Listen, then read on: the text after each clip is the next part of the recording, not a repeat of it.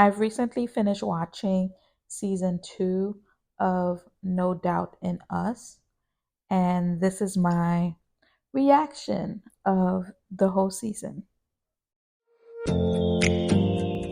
Hello, everyone. Welcome back to another review on the Review Garden.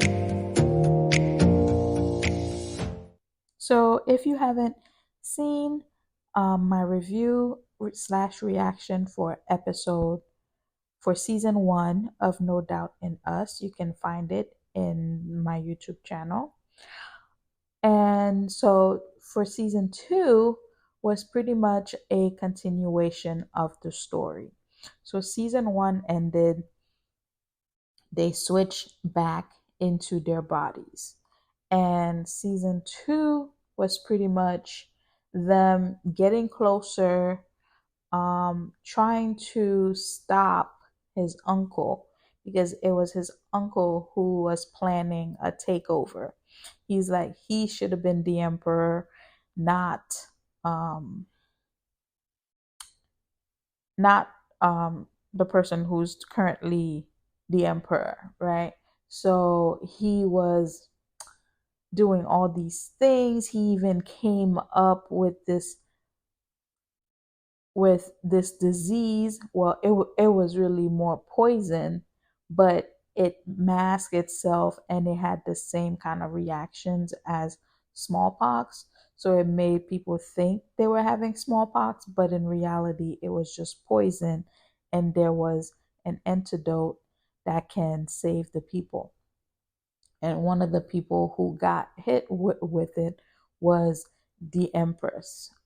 So she was sick, and all the while she was also pregnant. So she had to like go away to a different palace and so that she can kind of take care of herself. I thought the second season was good. Um, it was a continuation to the story, but I thought like part of me was like they took too long to like get the uncle. Like, he's the one behind it all. But then I was like, okay, then they had to like take the time to figure out how to gather evidence. And it's not like right now where communication is like with your phone, communication takes longer to get from one place to another back in that time period. So with taking that under consideration, you're like, okay, the story was good. And I like how, you know, it reiterates what the title is, because before there was a lot of misunderstandings between the emperor and the empress, mostly on the emperor's side, because he never took up for her. He never, I guess he misjudged her in the beginning. So while they switched places, they were able to understand what the other goes through. And it's also interesting to see, like, even to the end, the consort though, she still thinks that their bodies are switched. So now towards the end, all of the concubines are like obsessed with the empress, and then they're just like not paying attention to the emperor at all.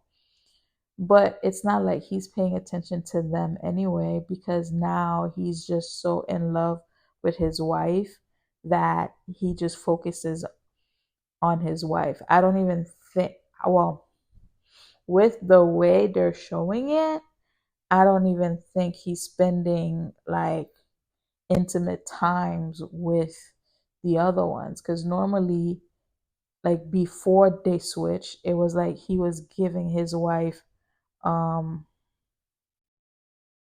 what was it, the 1st and the 15th, like that's the only time he went to go visit the Empress.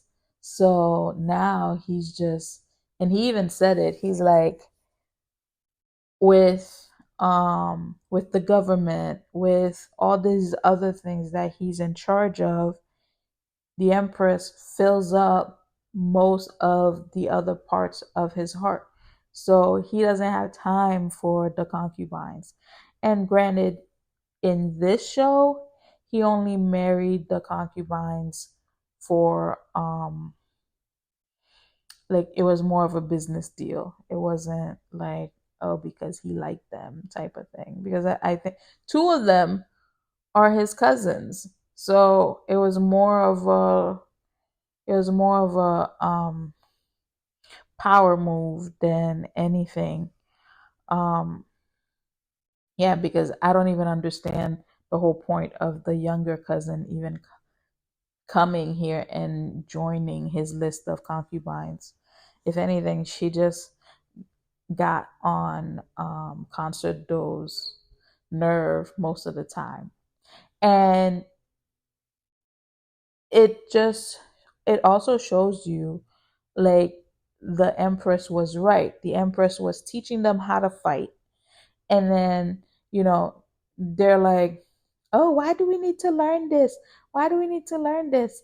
And towards the end, and that's what the Queen Tartar told them, like, if you were ever under a coup, you guys would not be able to handle yourselves because you don't know how to fight.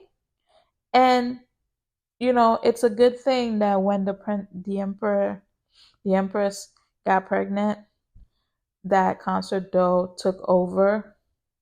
I don't know if it's Doe or Day. She took over, teaching the girls how to, fight. So when it came time, they knew what to do and they were able to work together, um, to get the bad guys. The only thing I didn't understand is like whose child are they? Like Concert Doe, she keeps calling the emperor's mom aunt, and so did the little sister. She called her aunt. So then, Uncle Key, his wife. So are those two his kids? That's the only part I was like a little confused about, because then that would mean that the person was her mother, right? So I'm not gonna reveal what happened, but that part was a little confusing to me. But overall, I thought this was a good completion to the series. For me, I will say that yes, it was kind of like each part was in an episode, but after a while it got tiring because it would cut off after 15 minutes or after 12 minutes. It kept cutting off. So I would have rather like a larger episode versus like a longer episode versus all these short. And I can't remember if I said something different last time, but in season 2, for some reason, it was annoying me, the constant stopping. But um but yeah, overall, it's a really good show. I would rate it season 2 a 10 as well.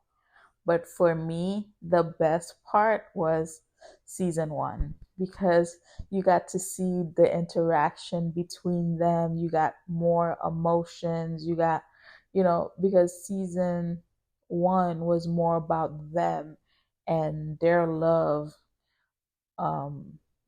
forming or reforming. And then in season 2, it was more about like the battle and figuring out the best plan to get the uncle to surrender. And Yeah, to get the uncle to surrender. So that's pretty much how I feel about it. But if you feel any different, then you just let me know. Let's have a conversation. And this wraps up our journey on the Review Garden. Thank you for joining me today as we explored this drama. If you enjoyed this reaction and review, please remember to subscribe for more insightful videos. Don't forget to like this video and share your thoughts in the comments below. Your feedback helps our channel grow. As always, I'm truly grateful for your support and for joining me on this journey on the Review Garden. Until next time, and happy listening. Bye.